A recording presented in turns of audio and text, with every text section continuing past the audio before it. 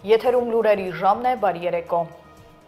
Եվ այսպես հոկտեմբերի 27-ի ոչրագործությունից 26 տարի է անցել, 99 թվականի այսօրը զինված խումբը Նայիրի Հունանյանի գլխավորությամբ ներխուժելով խորհրդարանի դահլիճ սպանել է 8 պետական գործչի, վարչապետ Վազգեն Սարգսյանին, ազգային ժողովի նախագահ Կարեն Դեմիրճյանին, ազգային ժողովի փոխնախագահներ Յուրի Բախշյանին ու Ռուբեն Միրոյանին, օպերատիվ հարցերի նախարար Լեոնիդ Պետրոսյանին, պատգամավորներ Արմենակ Արմենակյանին, Հենրիկ Աբրահամյանին ու Միքայել Քոթանյանին։ Վիրավորվել է 8 մարդ։ Նայիրի Հունանյանը հետագայում ցուցմունք է տվել, հայտարարելով, թե ինքը պետական մակարդակով ահաբեկչական ծրագրեր է ունեցել 91 թվականին, բայց հանգամանքների բերումով չի կարողացել իրագործել։ Նշեմ, որ գործով դատավճիռը հրապարակվել է 2003 թվականին, 6 հանց դատապարտվել է ցմահ, մեկը 14 տարվա ազատազրկման։ Առավոտյան զոհերի հիշատակի արարողություն էր ազգային ժողովի այգում։ Վարչապետը, նախագահն ու ազգային ժողովի նախագահը ծաղիկներ են դրել հոկտեմբերի 27-ի զոհերի հուշարձանին։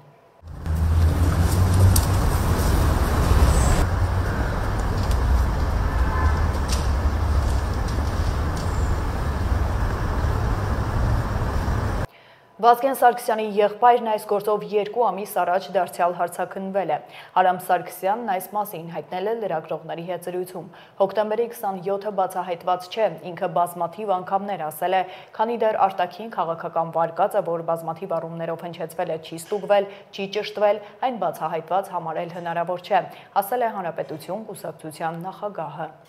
Իհարկե բացահայտված չի։ Եվ ես բազմաթիվ անգամներ ասել եմ, քանի դեռ արտաքին քաղաքական վարկածը, որ բազմաթիվ առումներով հնչեցվել է, չի ստուգվել, չի ճշտվել, այն բացահայտված համարել հնարավոր չի։ Գիտեք, այն վարկածը, որ արտաքին քաղաքական հետ հոկտեմբերի 27-ի ոչրագործության հետ կախված մեղրի տարբերակով, այդ վարկածը ստուգված չէ։ Ինչ վերաբերվում է ներքին վարկածին, որտեղ արտաքին քաղաքական ուժերը ինչքան էլ հզոր լինեն, եթե ներքին աջակիցներ չունենան, նման օպերացիա անել ազգային ժողովի շենքում իրականացնել չեն կարող, այդ միանշանակ։ Բայց այդ առումով էլ ես 3 անգամ հարցաքննվել եմ, բավականին երկար հոգնեցնող հարցաքննություններ, վերջին անգամ 2 ամիս առաջ։ Գնացել եմ կեսօրվա ժամը 2-ին և քննչականից դուրս եմ եկել երեկոյան ժամ 8-ին, ճիշտ է, 2 ժամ լույսերը գնացել էին քննչականում ու դրա համար եմ սպասել, բայց մնացած ժամանակը տեսագրության տակ հարցաքննվել եմ։ Այստեղ բազմաթիվ խնդիրներ կան, որոնք վերաբերվում են նաև այն մարդկանց, ովքեր ցավոք սրտի այսօր չկան, զոհվել են կամ Հայաստանից բացակայում են։ Այսինքն ներքին օժանդակողներին գտնելու առումով էլ խնդիրներ կան։ Երկրորդ, գլխավոր ոչրագործը երբեք չի ընդունելու, որ իրեն ուղղորդել են։ Եվ իմ կարծիքով այն մարդիկ, ովքեր համարել են, որ այս թիմը միասնություն դաշինքը հանձինս Վազգեն Սարգսյանի, որևէ մեկին քաղաքական հնարավորություն չի տալու, երկիրը տանելու է կործանման եւ այլը, այդ ոչրագործը հանդիպել է բազմաթիվ մարդկանց հետ, որոնք ասել են, որ այո, դու ճիշտ ես, եւ դրա համար էլ ինքը դահլիճում ոչրագործությունն անելուց հետո զանգել է այդ մարդկանց, ասել է, ինչ պետք էր արել եմ, եկեք։ Հիմա այդ մարդիկ կազմակերպիչ են, թե չէ։ Իրավական առումով կազմակերպիչ չեն, բայց իմ համար իրենք կազմակերպիչ են եւ բազմաթիվ մարդիկ կան եւ կարծում եմ նաեւ վարչապետն էլ այդ տեսակետն ունի, որ իրենք նաեւ կազմակերպիչ են, որովհետեւ ուղղորդել են մարդուն, իրենք пассив չեն եղել, ուղղորդել են մարդուն, մարդն եկել է արել է, մտածել է, որ հերոսություն է անում, դրանից հետո իրեն արժանին կմատուցվի։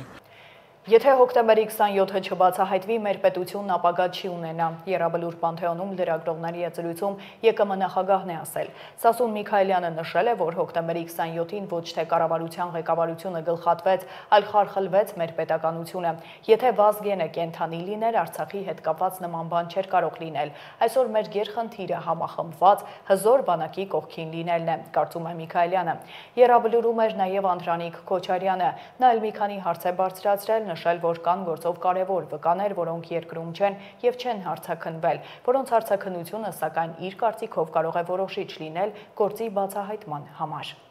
Երկրապահ պահանջատերը հոկտեմբերի 27-ի բացահայտման հետ կապված բնականաբար մենք հայտարարություններ ենք արել եւ պետք է բացահայտի։ Առավել եւս որ այսօր արտաքին քաղաքական կուրսը փոխվել,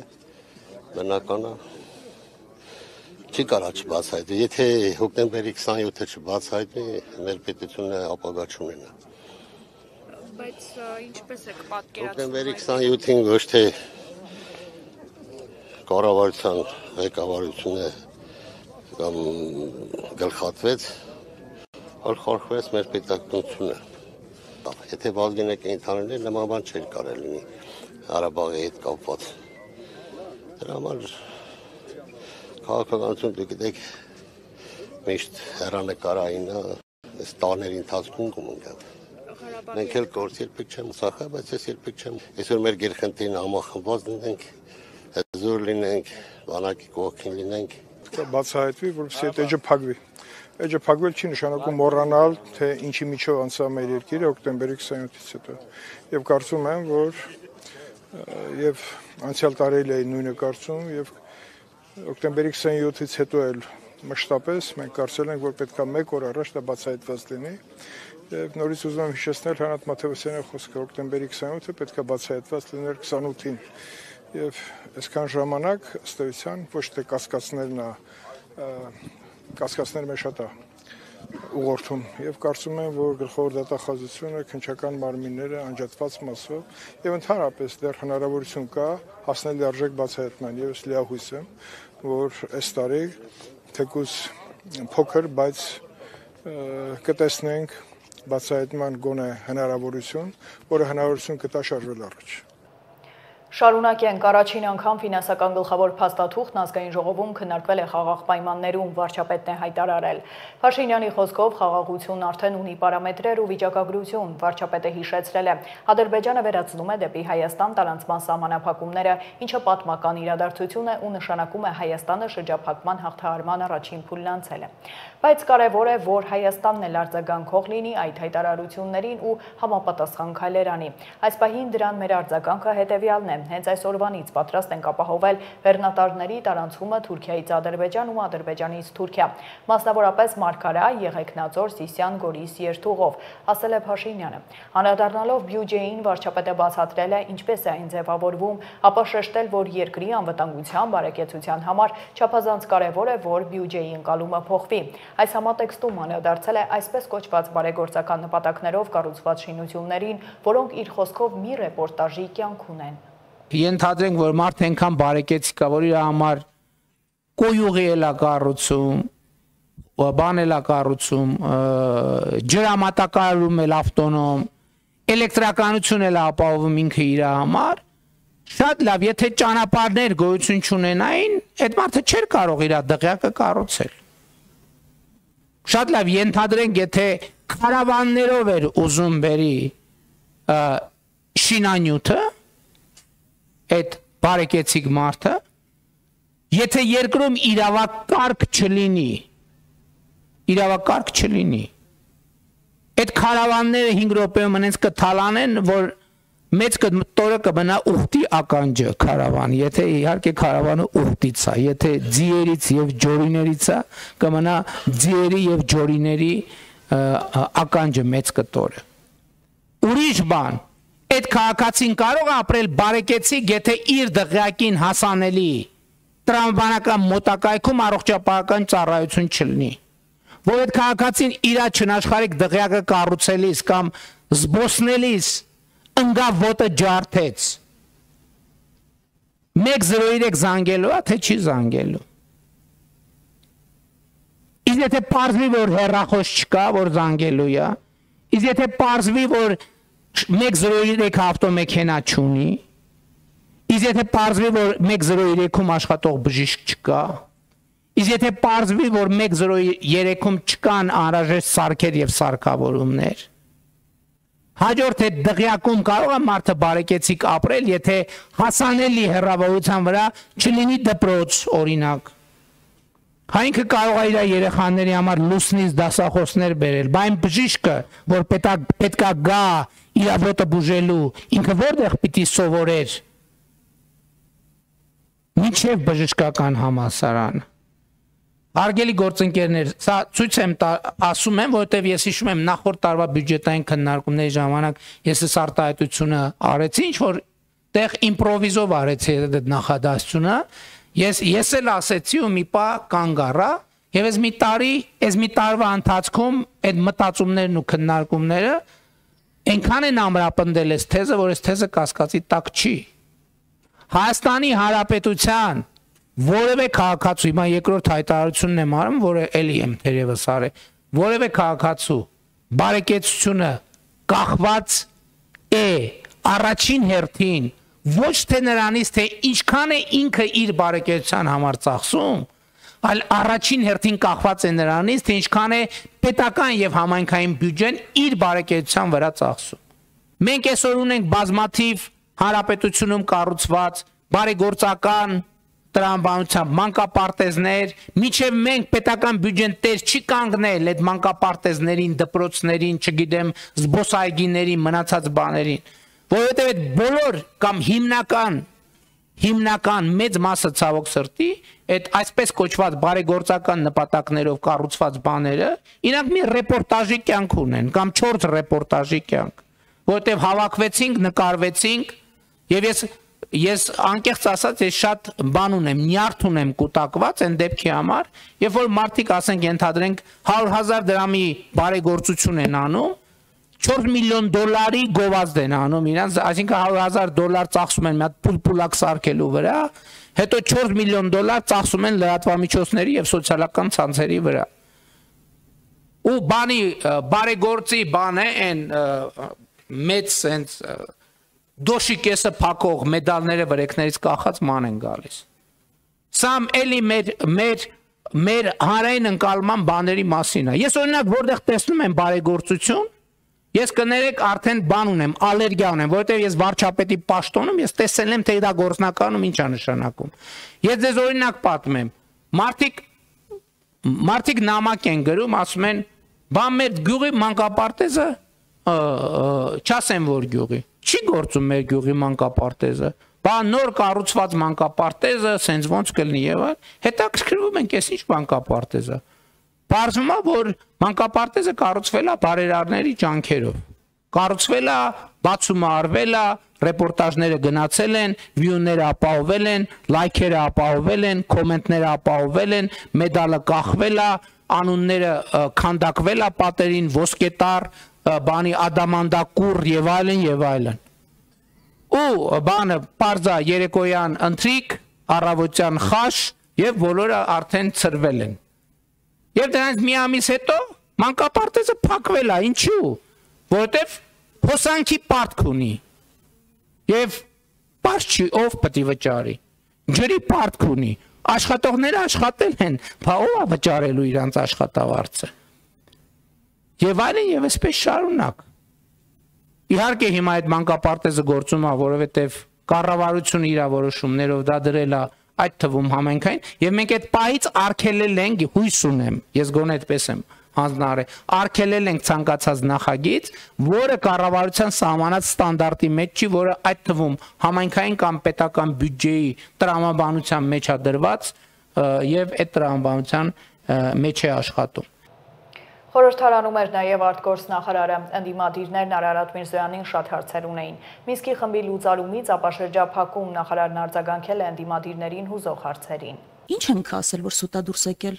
որ տենց բան եք անում, հերոսաբար բան եք, հաղթանակն եք տոնում։ Մի հատ կետ կասեք կոնկրետ։ Ես կարեմ ասեմ դուք ինչ եք ասել, որ սուտա դուրս եկել։ Դուք օրինակ ասել եք, որ ԵՀԿ Մինսկի խմբի լուծարման գործընթացը կսկսեք, երբ պայմանագիրը ստորագրվի, առանց պայմանագիրը ստորագրվելու սկսել եք այդ գործընթացը։ Էլի կարող եմ թվարկել, դուք հիմա խնդրում եմ մի կետ ասեք։ Հաջորդը, որ ես ուզում եմ հասկանալ, էլի, ոնց եք դուք պատկերացնում։ Ասում եք, որ ձեր խոսքի մեջ իմ գործընկերոջը պատասխանելուց փոխադարձ ճանաչել ենք տարածքային ամբողջականությունը։ Ես կարամ նշեմ, որտեղ եք դուք Ադրբեջանի տարածքային ամբողջականությունը թվերով ճանաչել։ Խնդրում եմ, ինձ կբերեք մի օրինակ, պաշտոնական հայտարարություն կլինի, գրություն կլինի, որտեղ Ադրբեջանի պաշտոնյան Իլհամ Ալիևը քառակուսի կիլոմետրերով ճանաչել է Հայաստանի տարածքային ամբողջականությունը։ Դուք այսօր էլ օգտվելով արդից արդեն երկրորդ մասը մոռանում եք։ Այլ չեք էլ ասում, որ մենք էլ ունենք տարածքներ, որոնք Ադրբեջանի կողմից են օկուպացված։ Այդ մասը եթե ուշադիր լսեք, բաց թողեցիք։ Վստահ եմ, որ չէ, այդ մասը լավ, հիմա մի հատ բայց չեք մոռանում նշել, որ մենք ունենք ադրբեջանական տարածքներ, որոնք մեր վերահսկողության տակ են գտնվում։ Մի հատ էլ ինձ հայտարարության օրինակ կբերեք, որ Ադրբեջանը ասում է իմ զորքերը գտնվում են Հայաստանի Հանրապետության տարածքում, պետք է մի օր տեղից դուրս գան։ Այդ էլ որ փոխադարձությունը հասկանանք, էլի ձեր պայմանավորվածությունների վերջո։ Սենց հասկանանք ինչն է տենց փոխադարձ եղել։ Տիկին Վարդանյան, ի պատասխան կասեմ, որ ես ձեր ասացից հասկացա, որ դուք իմ ելույթը ընդհանրապես չեք հասկացել։ Մնացածը ներողություն ողջ հարգանքով հանդերձ հերթական եւ թույլ տվեք նույնիսկ ասել շատ պարզունակ մանիպուլյացիաների դաշտից է։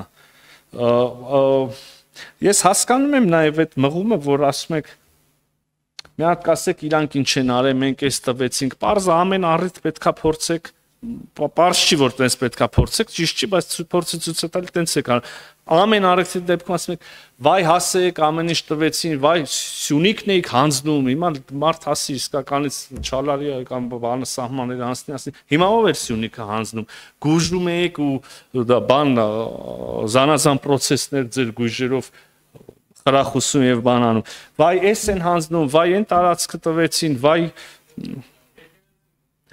բանում, տավուշում եկեղեցին, չէ, Չինարիկ իրանցի մոտի եկեղեցին։ Այդ հլը, եթե խոսենք, այդ մենակ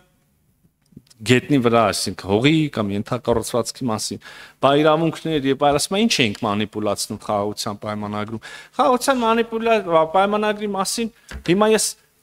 մի պարզ պատճառով չեմ ուզում, չնայած ակնարկարեցի նորից կրկնել այդ թեզերը, որ նորից չդնենք շրջանառության մեջ։ Փնտրեք գտեք մեծ գաղտնիք չել եմ ասում սահմանադրությունների փոփոխությունից ու 100,000 մարդկանց շարժից սկսած մինչև այլ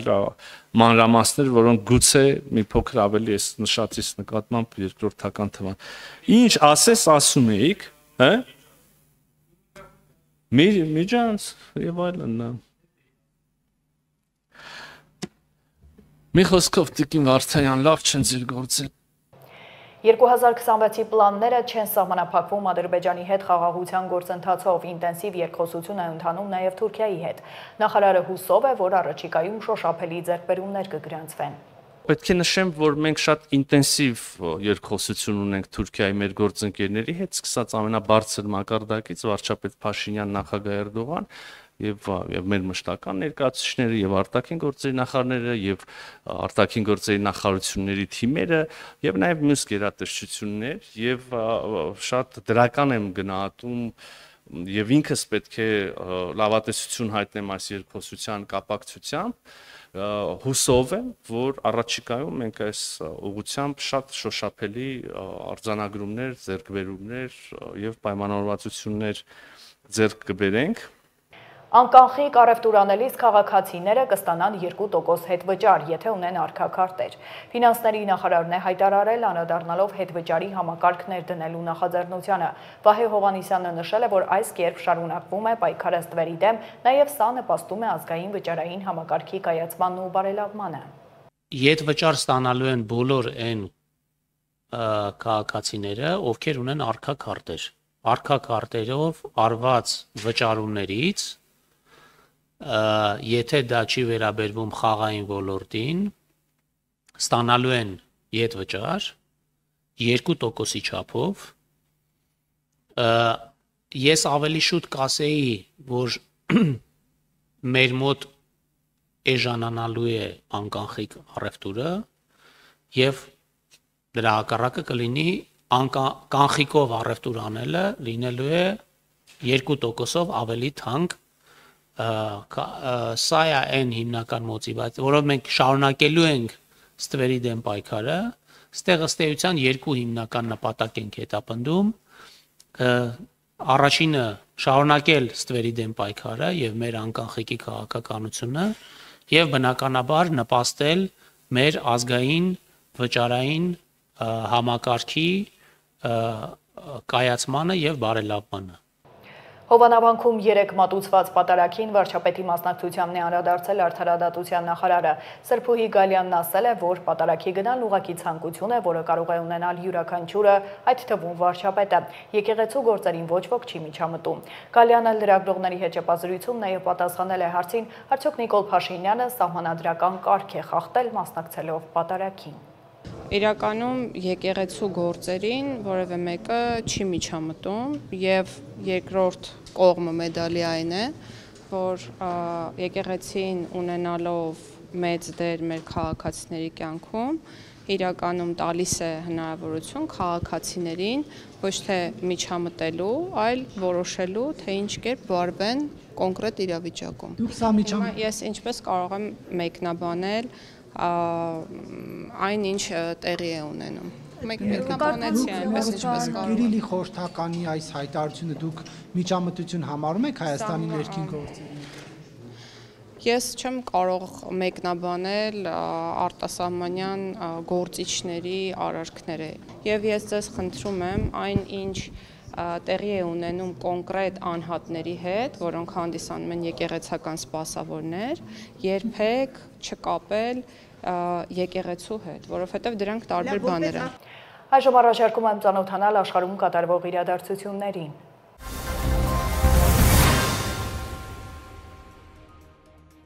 ԱՄՆ նախագահ Դոնալդ Թրամփը ժամանել է Ճապոնիա։ Նա հոկտեմբերի 27-ից երրորդյա այցով կգտնվի Ճապոնիայում նոր վարչապետ Սանաե Տակաչիի եւ կայսր Նարուհիտոյի հետ հանդիպելու համար։ Հիշեցնենք, որ սա Թրամփի 4-րդ այցը կլինի Ճապոնիա որպես ԱՄՆ նախագահ եւ առաջինը 2019 թվականի հունիսից ի վեր, երբ նա մասնակցել էր Օսակայում կայացած G20 գագաթնաժողովին։ Սա նրա առաջին այցն է Ճապոնիա իր երկրորդ ժամկետի ընթացքում։ ԱՄՆ նախագահ Դոնալդ Թրամփը հայտարարել է, որ որոշ ժամանակ չի պլանավորում հանդիպել Կանադայի վարչապետ Մարկ Քարնիի հետ, քանի որ այդ երկիրը տևական ժամանակ խաբել է Միացյալ Նահանգներին։ Թրամփը հայտնել է, որ որոշ ժամանակ պատրաստվում է չհանդիպել Կանադայի վարչապետ Քարնիի հետ ԱՄՆ նախկին նախագահ Ռոնալդ Ռեյգանի մասնակցությամբ գովազդի եւ ամերիկյան առևտրային քաղաքականության քննադատության պատճառով։ Հոկտեմբերի 23-ին Թրամփը հայտարարել էր, որ Վաշինգտոնը դադարեցրել է Օտավայի հետ առևտրային բանակցությունները, քանի որ կանադացի պաշտոնյաները վճարել են ԱՄՆ-ում ամերիկյան ներմուծման մաքսատուրքերը քննադատող գովազդի համար։ Ռուսաստանի նախագահ Վլադիմիր Պուտինը Միացյալ Նահանգների ղեկավար Դոնալդ Թրամփի հետ Ալյասկայում կայացած բանակցությունների ժամանակ հաստատել է իր պատրաստակամությունը կարգավորելու Ուկրաինայի հակամարտությունը այն հայեցակարգերի հիման վրա, որն առաջարկել է Վաշինգտոնը։ Այդ մասին հայտարարել է Ռուսաստանի արտաքին գործերի նախարար Սերգեյ Լավրովը։ Լավրովը նշել է, որ Ռուսաստանի նախագահը մանրամասնորեն կրկնել է այն հայեցակարգի յուրաքանչյուր տարրը, որ ներկայացրել է ԱՄՆ ղեկավարի հատուկ դեսպանոր Սթիվեն Ուիթքոֆը։ Դրանից հետո Լավրովի խոսքով նախագահը հայտնել է, որ Մոսկվան պատրաստ է ընդունելու նրանց հայեցակարգը եւ առաջ շարժվելու գործնական առումով առաջարկվածի հիման վրա։ Նախարարը նշել է, որ առաջարկին ուղղակի արձագանք չի եղել։ Կողմերը համաձայնել են ընդմիջում վերցնել առաջարկները քննելու համար, հայտարարել է Լավրովը։ ԱՄՆ նախագահը մեկնաբանել է Պուտինի հայտարարությունը 13000 կիլոմետրից ավելի հեռահարությամբ ռուսական հրթիռի փորձարկման մասին։ Նրանք գիտեն, որ մենք ունենք միջուկային սուզանավ, աշխարհի լավագույնը եւ անմիջապես իրենց ափերի մոտ, այնպես որ մեզ պետք չէ հրթիռ, որը կարող է թռչել 8000 մղոն։ Նրանք մեզ հետ խաղեր չեն խաղում եւ մենք նրանց հետ խաղեր չենք խաղում, հայտնել է Դոնալդ Թրամփը։ Նա ասել է, որ ԱՄՆ-ն անընդհատ հրթիռների փորձարկումներ է անում եւ իր կարծիքով Պուտինի համար տեղին չէ նման հայտարարություններ անելը։ Նա պետք է ավարտի պատերազմը, որը պետք է տևեր 1 շաբաթ, եւ այժմ մոտենում է իր 4-րդ տարվան։ Ահա թե ինչ պետք է անի նա, այլ ոչ թե հրթիռներ փորձարկի, ասել է ԱՄՆ նախագահը։ Հիշեցնենք, Ռուսաստանի զինված ուժերը հայտարարել է Փուրևեստնիկ միջուկային հրթիռի փորձարկման մասին։ Նախագահ Պուտինն այն հաջողված է անվանել եւ նշել է, որ աշխարհում ոչ ոք չունի նման եզակի զենք։ Իսրայելի վարչապետ Բենյամին Նեթանյահուն հայտարարել է, որ Իսրայելն է որոշելու, թե օտարերկրյա որ ուժերին թույլատրի ընդգրկվել Գազայում նախատեսված միջազգային ուժերի կազմում։ Թեև Թրամփի վարչակազմը բացառել է ամերիկյան զորքեր ուղարկելը Գազա, այն բանակցություններ է վարում Ինդոնեզիայի, Արաբական Միացյալ Էմիրությունների, Եգիպտոսի, Կատարի, Թուրքիայի եւ Ադրբեջանի հետ բազմազգ ուժերին մասնակցելու վերաբերյալ։ Ավելի վաղ Նեթանյահուն ակնարկել էր, որ դեմ կլինի թուրքական անվտանգության ուժերի որևէ դերակատարմանը Գազայում։ ԱՄՆ պետքարտուղար Մարկո Ռուբիոն, որը հրադադարի ռեժիմը պահպանելու նպատակով այցելել էր Իսրայել, հայտարարել է, որ միջազգային ուժերը պետք է կազմված լինեն այն երկրներից, որոնց հետ Իսրայելը հարմարավետ է զգում։ Իսրայելը, որը 2 տարի շարունակ շրջափակման մեջ էր պահում Գազան, շարունակում է վերահսկել անկլավ մուտք գործելու բոլոր ուղիները։ Հնդկաստանը եւ Չինաստանը Կիրակի վերսկսել են երկրների միջև ուղիղ ավիահաղորդակցությունը ավելի քան 5 տարվա ընդմիջումից հետո։ Ասիայի երկրորդ խոշորագույն ավիաընկերությունը եւ աշխարհի խոշորագույններից մեկը Ինդիգոն կիրականացնի իր առաջին չվերթը Կալկաթայից դեպի Գուանչժոու։ Միևնույն ժամանակ China Eastern Airlines-ը կվերսկսի Շանհայ-Դելհի չվերթները նոյեմբերի 9-ին։ Ընկերությունը շաբաթական կիրականացնի 3 չվերթ չորեքշաբթի, շաբաթ եւ կիրակի օրերին, օգտագործելով A330-200 ինքնաթիռ։ Արմինե Գևորգյան, Update լրատվական։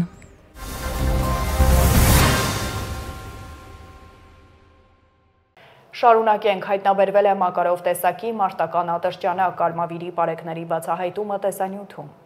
Հոկտեմբերի 17-ի գիշերը Արմավիրի մարզի պարեկները Փարաքար գյուղում ստուգման նպատակով կանգնեցրել են Dodge Magnich-ի մի ավտոմեքենա։ Ստուգման ընթացքում պարեկները մեքենայի սրահում նկատել են հրազենի նմանվող առարկա։ Էջմիածնի բնակիչ 23-ամյա վարորդն ու նրա համակարգացի 31-ամյա ուղևորը ներկայացվել են համայնքային ոստիկանության Վաղարշապատի բաժին, իսկ ավտոմեքենան տեղափոխվել է պահպանվող հատուկ տարածք։ Ուղևորի խոզարկությամբ հայտնաբերվել է մարիխուանայի նմանվող զանգված։ Վաղարշապատի քննչական բաժնում նախաձեռնվել է քրեական վարույթ, որի շրջանակում հոկտեմբերի 18-ին խոզարկություն է կատարվել Dodge Magnich-ի ավտոմեքենայում։ Հայտնաբերվել է ջնջված համարով Մակարով տեսակի մարտական ատրճանակ։ Նախաքննության հանգամանքները պարզվում են։ Ծանուցում ենթադրյալ հանցանքի մեջ կասկածվողը կամ մեղադրվողը համարվում է անմեղ, քանի դեռ նրա մեղավորությունը ապացուցված չէ Հայաստանի Հանրապետության քրեական դատավարության օրենսգրքով սահմանված կարգով, դատարանի օրինական ուժի մեջ մտած դատավճռով։ Եվ եղանակ Հայաստանի տարածքում վաղը սպասվում է առանց ստեղումների եղանակ, օդի ջերմաստիճանը կբարձրանա 2-ից 3 նիշ։ Այսքանը դուք դիտում եք Update լրատվականը, հիշեցնեմ վայրկյաններ անցվել լուծությունն է բաց չթողնեք, իսկ ես ձեզ հրաժեշտ եմ տալիս, հաջողություն։